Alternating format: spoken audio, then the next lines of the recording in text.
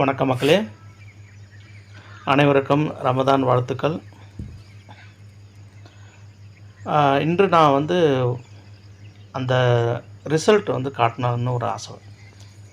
நிதா ஃபார்ம்லேருந்து தொடர்ந்து ஒரு 3 நாளாக, கிட்டத்தட்ட 3லேருந்து 4 நாட்களாக தொடர்ந்து செடியை கவாத்து பண்ண பிறகு அதனுடைய துளிர் எந்த அளவுக்கு வந்திருக்குது, அவுட்கம் என்ன அப்படிங்கிறத நீங்கள் பார்க்கணும் இல்லையா? நான் தொடர்ந்து இந்த வீடியோ மட்டும் போகிறதுல உங்களுக்கு எப்படி ஒரு நம்பிக்கை உருவாகும். இப்போ நம்ம இந்த ரிசல்ட் உங்கள்கிட்ட காட்டினா தான் அந்த நம்பிக்கை உங்களுக்கு உருவாகும் இல்லையா? இப்போ நீங்கள் ஃபஸ்ட் டைம் பார்க்குறீங்க.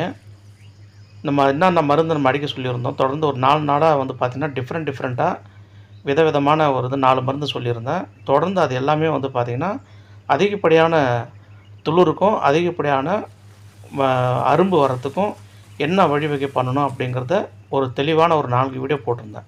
ஃபஸ்ட் டைம் பார்க்குறீங்க யாராவது இருக்கீங்கன்னா நீங்கள் அந்த வீடியோவை நீங்கள் பார்த்தீங்க, உங்களுக்கு தெளிவான ஒரு விளக்கம் கிடைச்சிரும்.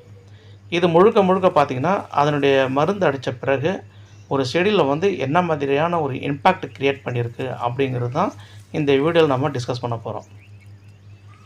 பர்டிகுலராக நம்ம ஒரு வீடியோவை காட்டும்போது அதில் வர துளிர் என்ன லெவலில் வந்திருக்கு அப்படிங்கிறத நம்ம பொறுத்து தான் நமக்கு அறுவடையை நம்ம தீர்மானிக்க முடியும். ஒரு செடிகளில் அறுவடையை தீர்மானிக்கக்கூடிய மிகப்பெரிய ஒரு பேஸ் அப்படின்னா நமக்கு துளிர் தான். அந்த துளிர் எவ்வளோ துளிர் இருக்கோ அதுக்கு தகுந்த மாதிரி பச்சை அரும்பு கட்டணும். அந்த பச்சை அரும்பு நமக்கு அறுவடைக்கு வரும்பொழுது எவ்வளோ கிலோ நமக்கு மேக்ஸிமம் கொடுக்கும், இல்லை எவ்வளோ கிலோவில் போய் நிற்கும் அப்படிங்கிறத நம்ம தீர்மானிக்க முடியும். இப்போ நம்ம துளிர் எடுக்கும் பொழுதே லிமிட்டடாக தான் எடுக்குது அப்படின்னா நம்ம something else we are doing for something wrong things. அதனால் நமக்கு அரும்பு நம்ம துளிர் எதிர்பார்க்குற அளவுக்கு இல்லைன்னு அர்த்தம். இப்போ நீங்கள் பார்க்குற இந்த பிளான்ட்டில் நமக்கு பார்க்கும் பொழுது ஒரு சாட்டிஸ்ஃபேக்ஷனாக தான் இருக்குது. நமக்கு நெகட்டிவாக எதுவுமே ஃபீல் ஆகலை. உங்களுக்கு ஏதாவது நெகட்டிவாக இருக்குது, இல்லை துளிர் கம்மியாக தெரியுது, இன்னும் வேறு ஏதாவது க்ரியேஷன் பண்ணலாம், இல்லை வேறு யாரையாவது இம்ப்ரூவைசேஷன் பண்ணலாம் அப்படின்னு தோணுச்சுன்னா உங்களுடைய கமெண்ட் பகுதியில் நீங்கள் தாராளமாக கமெண்ட் பண்ணலாம். இப்போ இந்த ஒரு ஒரு ஸ்டெம்பில் எவ்வளோ துளிர் இருக்குதுன்னு பாருங்களேன். அந்த அந்த துளிரோடு சேர்த்து அரும்பு எப்படி கட்டியிருக்குது அதையும் நீங்கள் பார்க்கணும். வேறு ஏதாவது உங்களுக்கு கமெண்ட்ஸ் இருக்குது, இல்லை வேறு ஏதாவது உங்களுக்கும் ஒரு எனக்கு ஒரு அட்வைஸ் பண்ணணும் அப்படின்ட்டு உங்களுக்கு தோணுச்சுன்னா கமெண்ட் பாக்ஸில் நீங்கள் தைரியமாக தாராளமாக நீங்கள் போடலாம். அனைத்தும் வரவேற்கக்கூடிய ஒன்று தான். ஏன்னா நம்ம ஒரு அடி உரத்தை போட்டு மேலே ஸ்ப்ரே பண்ணதுக்கப்புறம், நான் சொன்ன அந்த ஸ்ப்ரேலாம் பண்ணதுக்கப்புறம் நம்ம தோட்டத்தில் இப்படி ஒரு மாற்றங்கள் நடந்துக்கிட்டு இருக்கு. இந்த பிளான்ட் பர்டிகுலராக நான் கட் பண்ணாமல் அப்படியே மருந்து அடித்தது தான். இருந்தாலும் நம்ம இன்னும் கொஞ்சம் செடியை அந்த இலையை கொஞ்சம் குறைச்சி, அதாவது இலைகளை கொஞ்சம் அகற்றி விட்டு மருந்து அடிச்சிருக்கலாமோ அப்படின்னு தோணுது. ஏன்னா அடர்த்தியான இலைகள் இருக்கும் தருணத்தில் கூட நமக்கு அரும்பு துளிர் கொஞ்சம் கூடுதலாக எடுக்காது. எங்கெல்லாம் ஒரு ஸ்டெம்பில் ஒரு தண்டில் காயப்படுதோ இலைகள் இல்லையோ அங்கெல்லாம் புதுசாக தளிர் வரும். அந்த புதிய தளிர் தான் அரும்பாக மாறுறதுக்கான ஒரு உத்வேகமாக இருக்கும். ஏற்கனவே ரொம்ப ஸ்ட்ராங்கான இலையெல்லாம் இருக்குது அப்படின்னா அங்கே பெரிய அளவில் துளிர் வரதுக்கான வாய்ப்புகள் இல்லை. முதல்ல அதை ஒன்று புரிஞ்சுக்கணும். ரெண்டாவது ஒரு மரம் செடி இருக்குது அப்படின்னா சும்மா மேலே இருக்கிற தளிர் அடித்து அதில் அரும்பு வருது, இது மட்டும் போதுமா அப்படின்னு பார்த்தா கண்டிப்பாக போதாது. நம்ம பாட்டம்லேருந்து அடிப்பகுதியிலிருந்து மேல் அந்த நுனி வரையில் நமக்கு பார்த்திங்கன்னா செடியை சுற்றி செடிக்கு உள்ள எல்லா இடங்களிலும் நமக்கு அதிகப்படியான பிரான்ச்சஸ், அதிகப்படியான பட்ஸ், இது ரெண்டுமே கண்டிப்பாக வரணும். அப்படி வரல அப்படின்னா நம்ம 2 விதமாக ஒன்று பண்ணலாம். ஒன்று கவாத்து மேலே பண்ணிவிடணும். ரெண்டாவது பார்த்திங்கன்னா செடியில் இலைகள் ரொம்ப அடர்த்தியாக இருக்குது அப்படின்னா அந்த இலைகளை கொஞ்சம் ரிமூவ் பண்ணி விடணும். சில பேர் என்ன பண்ணுவாங்கன்னா இலைகளை உருவி விடுவாங்க. இன்னும் சில பேர் என்ன பண்ணுவாங்க அப்படின்னா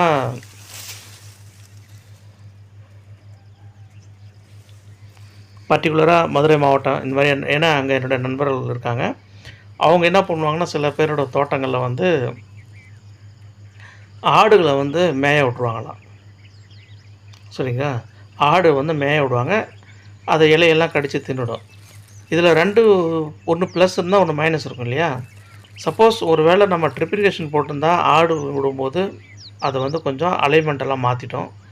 2வது ஒரு ஆடு மேயிற சமயத்தில மேல பிளான்ட் மேல வந்து கால் வச்சு இல்ல மத்ததெல்லாம் வந்து பண்ணும்போது, அந்த செடிய வந்து கொஞ்சம் டேமேஜ் ஆவறதுக்கு வாய்ப்புகள் இருக்கு. ஆனா, திருவண்ணாமலை மாவட்டத்தில இதுவரைக்கும் நான் அந்த மாரி யாரும் பண்ணது கிடையாது. ஒரு என்ன பண்ணியிருக்காங்க அப்படின்னா, இலைகள வந்து உருவி விட்டுருக்காங்க. அது நான் பார்த்துருக்கேன். ஒரு நண்பர் மட்டும் என்கிட்ட சொல்லும்பொழுது, களைக்கொல்லி ஒரு நாள் களைக்கொல்லி வந்து மேல வந்து ரொம்ப, ரொம்ப, ரொம்ப மிக, மிக, மிக, மிக குறைவான டோஸ் எடுத்து மேல பண்ணும்போது, அந்த இலையெல்லாம் பழுத்து கீழ விழுந்துருது அப்படின்னு சொல்லியிருக்காங்க. பட் இந்த அளவு வந்து நான் கேட்டதும் கிடையாது. அந்த அளவு நான் பண்ணி பார்த்ததும் கிடையாது.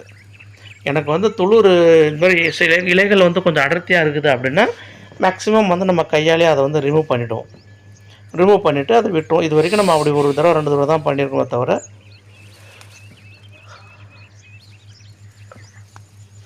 மத்த நேரங்கள்லாம் வந்து பார்த்தீங்கன்னா, நம்ம இலைகள் வந்து தானா பழுத்து கீழ கொட்டுற மாரி வந்து கொஞ்சம் கொஞ்சம் செடிய காய வச்சாலே ஆட்டோமேட்டிக்கா இலை பழுத்து கீழ விழுந்துரும்.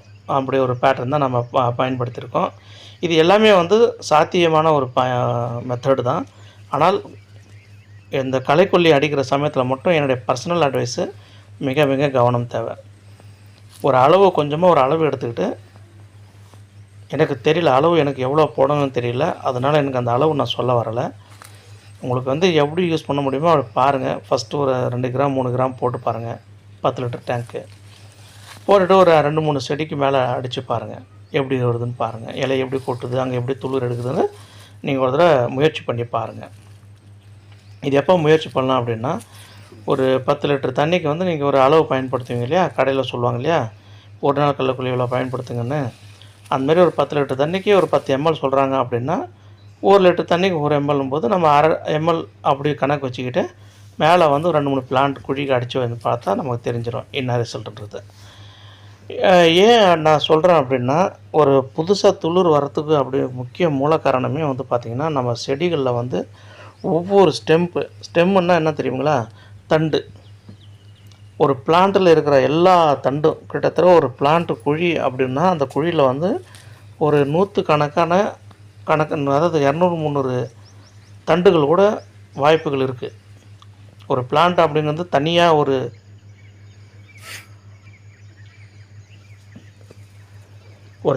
தண்டு வந்து மட்டும் இல்லை. கீழேருந்து வரும்பொழுது வந்து பார்த்தீங்கன்னா, அந்த பக்கை கிளைகளோடு சேர்த்து அந்த செடி வந்து வளர்ந்து வரும்போது பல வகையான மெயின் ஸ்டெம் ஒன்று இருக்கும். அது பக்கத்தில் வந்து பார்த்தீங்கன்னா, பிரான்ச்சஸ் சைடில் இருக்கும். இந்த ஸ்டெம்மில் வந்து நமக்கு எப்படி துளிர் எடுக்குது, அங்கே எங்கெல்லாம் துளிர் எடுக்கலையோ நம்ம வந்து மேனுவலாக கொஞ்சம் அதை கவனித்து நம்ம என்ன பண்ணலான்னா, அந்த இடத்துல இலைகளுக்கு வந்து ரிமூவ் பண்ணி விடுறது சால சிறந்தது. மேலே வந்து ஒரு துளிர் அடித்து ஒரு வந்திருக்கு அப்படின்னா, அந்த இடத்துல வந்து அரும்பு கட்டலை, அது வந்து நீளமாக போயிட்டு அப்படி இருக்குதுன்னா, அதை நம்ம கவனித்து அதை வந்து அந்த செடியோட இணையான அளவில் உயரத்துலேயே வந்து நம்ம உடச்சி விட்றது ரொம்ப நல்லது. ஏன்னா, இது வந்து கொடி மாதிரி போகிறதுல வந்து பெரிய அளவில் பூக்காது. 2வது இப்போ நம்ம தோட்டத்தில் நம்ம வந்து ஒரு சாம்பிள் காட்டியிருந்தோம். அந்த மாதிரி வந்து ஒரு கணுக்கு உங்களுக்கு வந்து ஒரு கணுக்கு வந்து உங்களுக்கு வந்து துளிர் அடித்து அரும்பு கட்டுது அப்படின்னா உடைக்க தேவையில்ல. நான் ரொம்ப கவனமாக பார்த்துக்கணுங்க. உடைக்க சொன்னோன்னு சொல்லிட்டு மொத்தமாக உடைச்சிடக்கூடாது. ஒரு கொடி மாதிரி போகிறதுல வந்து இருக்கிற மொத்த கண்ணில் நம்ம அரும்பு கட்டிக்குதுன்னா தாராளமாக கட்டணும். அப்படி தான் கட்டணும். மல்லியை பொறுத்த வரைக்கும் ஒரு குழிக்கு வந்து குறைஞ்சபட்சம் 1 கிலோ பூவாவது நம்ம வந்து எடுக்கணும். அப்படில ஒரு 1/2 கிலோ பூவாவது நம்ம எடுக்கணும். ஒரு 30 சென்ட் பரப்பளவில் ஒரு 600 குழி இருக்குது அப்படின்னா, அந்த 600 குழிக்கு நம்ம 600 கிலோ பூ எடுக்கணும். எடுத்திருக்காங்க. இது சத்தியம், சத்தியம், சத்தியம். ஏன்னா ரூ. 2,00,000 சம்பாதிக்கணும் 30 சென்ட்டில். 600 கிலோ பூ வந்தால் தான் சாத்தியம். இல்லைனா சாத்தியப்படாது. 375 கிலோ பூ வந்ததுன்னா 1,25,000 எடுக்கலாம். 1 லட்சம் இல்லை 1,10,000. இதே வந்து ஒரு 650 கிலோ பூ வருது அப்படின்னா, அப்போ தான் நம்மளால் 1,88,000 இல்லை 2 லட்சம் எடுக்கலாம். இதில் 2 லட்சத்துக்கு வந்து இன்னொரு காலக்கொடுமை என்ன தெரியுங்களா? 1 லட்சத்துக்கு 10,000, 2 லட்சத்துக்கு 20,000 கமிஷன் போயிடும். நினைவில் வைத்துக்கொள்ள வேண்டும் நண்பர்களே. யார்கிட்ட இந்த கமிஷன் மடியில் போடுறோம்ல அவன் எடுத்துப்பான்.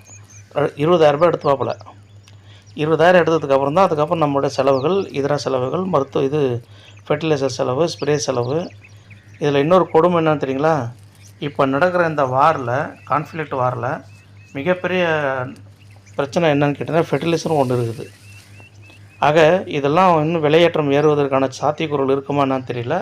அதுக்கான சாத்தியக்கூறுகள் பார்த்தா இருக்குன்னு தான் தோணுது எனக்கு. நன்றி நண்பர்களே. இதை தொடர்ந்து நம்ம சேனலை பாருங்கள். இது நான் செடியை கட் பண்ண பிறகு என்ன மாதிரியான ஒரு தாக்கத்தை என் செடி நடந்திருக்கு அப்படிங்கிறத உங்களுக்கு ஒரு சாம்பிளாக காட்டணுன்னு தான் நான் ஆசைப்பட்டது. ஏன்னா நம்ம அடித்தோம், மருந்து போட்டோம், மேலே அடித்தோம், என்ன ரிசல்ட் அப்படின்னு தெரியாமலே இருந்தால் உங்களுக்கும் ஒரு சந்தேகம் வந்துக்கிட்டு தான் இருக்கும் இல்லையா? இது முழுசாக இது பதிவு தகவல் தான். என்னென்ன மருந்து அப்படிங்கிறது நம்ம தொடர்ந்து நிதா ஃபார்ம் இந்தியா சேனலில் ஒரு 3 நாட்களாக நான் கண்டினியூஸாக மருந்து, அதுவும் சூப்பரான மருந்தெல்லாம் போட்டிருக்கேன் நண்பர்களே. இந்த மாதிரி மருந்தெல்லாம் எந்த சேனல்லையும் நான் சத்தியமாக சொல்கிறேன், உறுதியாக எங்கேயுமே கிடைக்காது உங்களுக்கு. நன்றி, வாழ்க வளமுடன். Thank you so much. மீண்டும் அனைவருக்கும் ரமதான் வாழ்த்துக்கள். நன்றி, வாழ்க வளமுடன்.